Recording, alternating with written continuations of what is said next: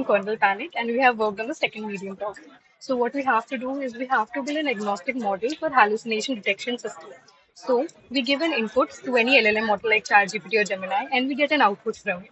So and that input and that output is given as whole together as an input to a hallucination detector agent.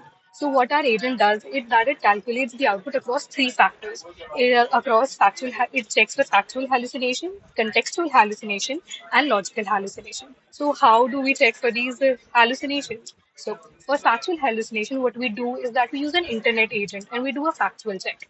So we find out our claims and we check the facts through trusted websites and through trusted documents. And if any supportive document is given in the prompt, we check it for that through that also. So next comes next is contextual hallucination detector. So how does it work? We check for lexical and semantic similarities between the input prompt and the output prompt. How relevant is the output to the input? Okay.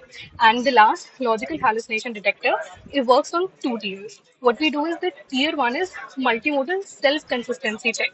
What we do is the LLM जिसका हमारा main input और output था, that हम उससे ही we generate 2 to 3 responses and we compare those 2 to 3 responses among themselves, and based on how accurate the two of the different responses are relevant to each other and how correct they are, मतलब कि कितनी consistency है उनमें.